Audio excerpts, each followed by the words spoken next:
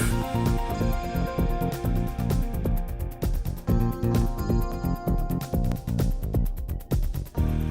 My name is Ron Kaufman.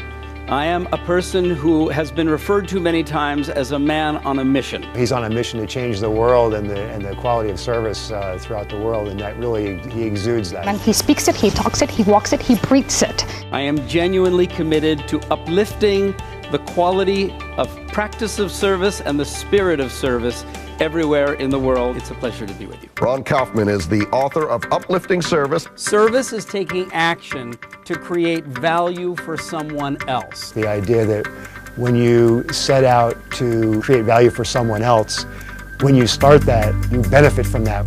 So on one side is the service provider, and their job is to give you uplifting service. And ever-changing, it's a mindset, it's not just a get it done and claim victory. Service is in every part of our lives. There just isn't good service out there anymore. Well, I think there is a crisis in service today where not only is there a lot of bad service, but also a lot of service providers are feeling resigned and cynical or even resentful about their job. Ron's energy and enthusiasm are contagious. Clap, boom, boom, hands up, say hello, partner. Ron's energy is never ending. He does such a fantastic job of keeping you engaged and keeping you part of his presentation. Turn to your partner, you have 10 seconds. What's the definition of the word basic? Go. I think that his delivery is exceptional. Service is all around us. It's in every part of our lives. There's customer service, there's counter service, there's mobile service, there's roadside service, there is civil service, there's government service, public service. If you're in the military, it's called being in the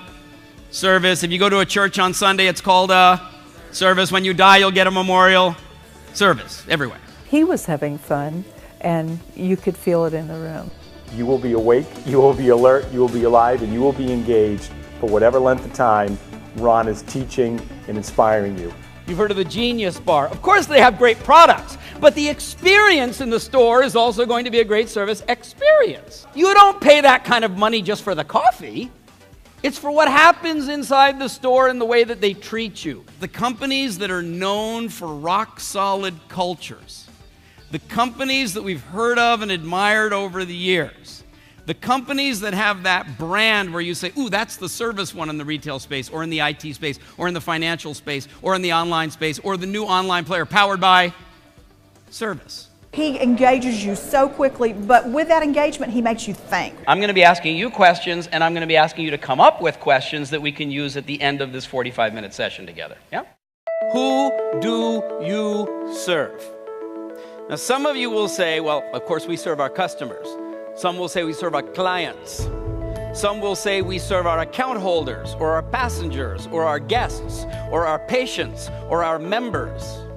Some of you will say, well, actually, I serve my colleagues inside the organization. He really made me realize my two service audiences, obviously my clients as well as my employees. I serve my kids, my spouse, my clients, the guys in my team, the whole community. How do you answer that question? Please turn to your partner. You have about 30 seconds together. Who do you serve? I call this the 6 levels of service, and we're going to start low. I personally enjoyed where Ron leads you down a path. He kind of defines the rules of what good service is and great service and all the levels. What happens if we take another step up? Then you're serving someone the way they like it. What if we do something that they appreciate, that they value, but they didn't ask us for it? We just kind of knew what it is that they like, and we did something extra unexpected, and they would say, ooh, what a nice surprise. I see this whole row going, unbelievable. That's a basic unbelievable. Give me one Swiss unbelievable. 1, 2, 3. Unbelievable. And how is the service in your company?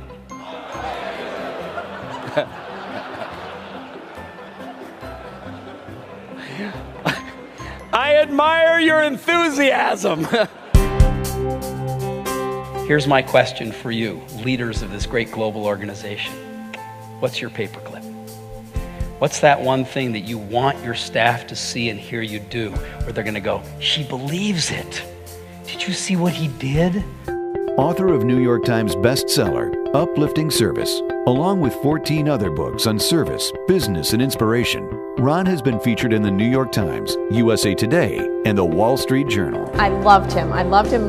This was the best session this whole week. This made coming worth it if I didn't do another thing. That investment will go a long way. And a number of people came up to me and said, that is the best presentation I've experienced here. I had a number of people come up to me and say, thank you. I got text messages already. Worth the time and effort, worth every moment of this day, worth preparing for it, worth coming for it. Was it worth the investment? Absolutely, 100%.